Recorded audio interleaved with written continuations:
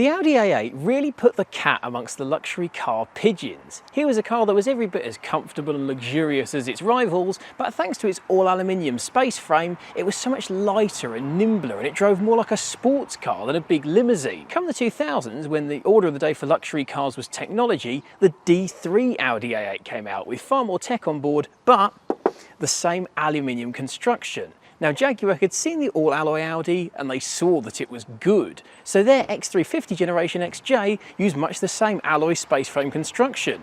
Now, over 20 years on from when these two all-aluminium limos were brand new, you can buy them as affordable modern classics, but which one should you buy?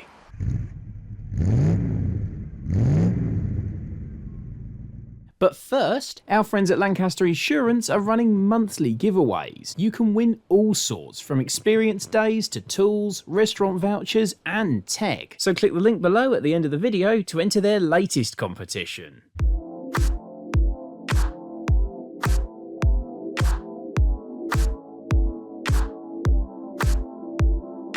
The Audi A8 really did catch the luxury car world napping. Here was a big saloon car that offered all the same style and discretion and fantastic interior quality that we knew from Audis, but thanks to its aluminium architecture, it drove like a car so much smaller and lighter than it looked. Now, that car was extremely successful. The D2 A8 sold over 100,000 units. With the second gen A8, codenamed D3, Audi wanted to appeal to as much of a global market as possible, particularly America, where of course bigger is better with luxury cars. The wheelbase on the D3 is a full 8 inches longer than on its predecessor, and you can tell, even in short wheelbase guys, the space in here is fantastic. I'm over 6 foot tall, and you could easily get a 6'5" person sat behind me. It might have been bigger, but the D3 A8 was still aluminium, and that meant it was still relatively light. In its lightest guise, this enormous 5-seater limousine weighs just 1,650 kilos. The design process for the D3 took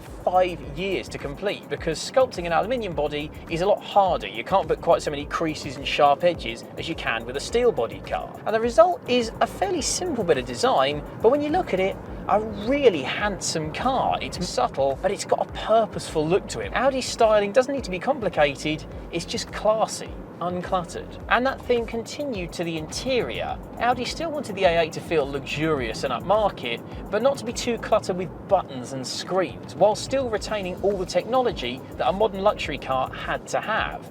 After 4 full-size interior mock-ups, they landed on this design. You've got this wide strip of trim, wide pieces of wood, wider vents, and even a gauge cluster that looks like it's been spread out widthways. It was all designed to put as much space between different artifacts in the interior as possible to give it a light, airy feel. This has got a really spacious and open-air look to it, but below the skin there was still plenty of technology, with what Audi called its MMI, its multimedia interface. If I press this little button on the dashboard, how cool is that? Pop-up LCD screen that comes right in the middle of the dash, and with this simple knob in the middle of the fascia, I've got everything at my fingertips here. But unlike the E65 7 Series that we've covered before, Audi gave you a nice hybrid. You still get the screen, you still get the control knob, but there's lots of hot buttons to take you to exactly where you want to go, and break those menus down is something a lot more understandable. Then there's the suspension. The D3 didn't use conventional coils and shock absorbers, instead it had all-round, self-leveling air suspension with what Audi called active ride. So that meant that if you leave it in automatic, it'll stiffen up if you drive aggressively or soften off if you're just cruising. Or you could use the little control knob to choose how you want it to be. You could even raise the suspension if you're going over some slightly rutted ground at a car boot sale or something. There's also comfort mode, which I can tell you makes it pillowy soft. Suddenly you can feel the whole car relax, and it's every bit a match for a Jaguar or a Mercedes S-Class. Or dynamic mode, that stiffens it up, that gets it firmer and more alert, and that was nicely complemented by Audi's Quattro 4-wheel drive, evenly splitting the power front and rear to keep it balanced in all weather conditions. And there were plenty of engine choices as well. You could get a 3.7 or 4.2 litre V8 petrol engine, or in the later S8, a 5.2 litre Lamborghini sourced V10. If economy's more your thing though, you can get a simple V6 diesel, or the engine we've got in this car, a 4 litre twin turbo V8 diesel, which is a torque monster. This thing absolutely flies, and it's from so low down in the revs, it's just got guts whenever you punch it. What's more, that air suspension, when you put it in dynamic mode, it keeps this thing so composed. It balances, doesn't roll, and the all-wheel drive means you've got grip. You really can get aggressive with this thing and be confident that it's going to look after you. Chuck it in here, grips, very little body roll for such a big car, and then on the straight, press it, and it just flies. But because it's aluminium, it's so light on its feet. The steering's heavy because it's an all-wheel drive Audi, but it's so nimble and darty, you can chuck it around like a car that weighs 2/3 as much as this does. It'd be easy to say the A8 lacks character compared to some other limousines, but scratch below the surface and discover quite what a phenomenal mountain of abilities it's got, and there's a real charm to it. The Audi A8 had truly arrived. But the question is, could it beat Jaguar?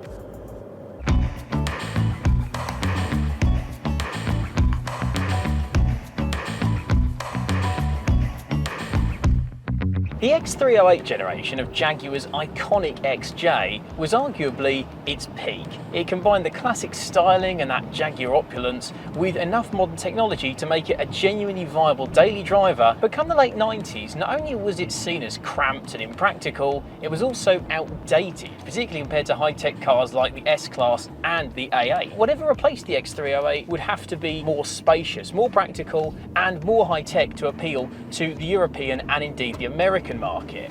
So when the X350 was revealed in late 2002, it was 3 inches longer than the X308 and it had a 6-inch longer wheelbase. This is a far more spacious car than its predecessor. And yet, because it took after Audi and it used the same aluminium architecture with aluminium panels hung over it, despite being so much bigger than the 308, the 350 is actually 10 kilos lighter. Now, Jaguar had fully embraced the aluminium idea with the 350, combining riveting and bonding for the panels for whatever was best for strength and for lightness. And what's more, whereas the Audi was relatively easy to write off in an accident because aluminium panels, if they're damaged, are very expensive to replace or repair, Jaguar were thinking smarter. The whole front end structure of the 350 is actually one big bolt-off frame, which keeps repair costs down and in turn makes insurance prices lower. The body that all this clever alloy engineering was clothed in, though, was decidedly less modern than the Audi. Whereas the A8 had gone for its simple, sharp German suit, the X350 had gone for a more traditional tweed jacket. It still had that iconic double grille and the 4 headlights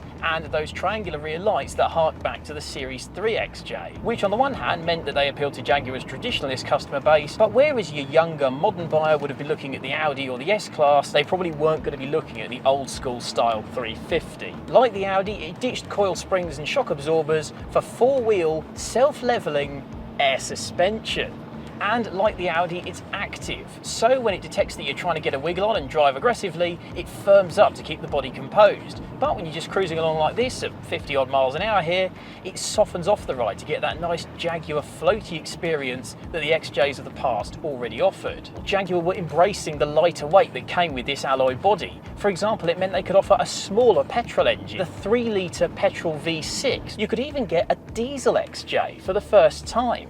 A 2.7-litre twin-turbo diesel V6 co-developed with Peugeot Citroën, and that made it hugely appealing to the fleet buyer and the private market. But if the diesel and the compact petrol engine weren't for you, don't worry, because at the top end, Jaguar retained Old Faithful, like we got in this car, the 4.2-litre AJ V8. And if I go over to follow around this car now,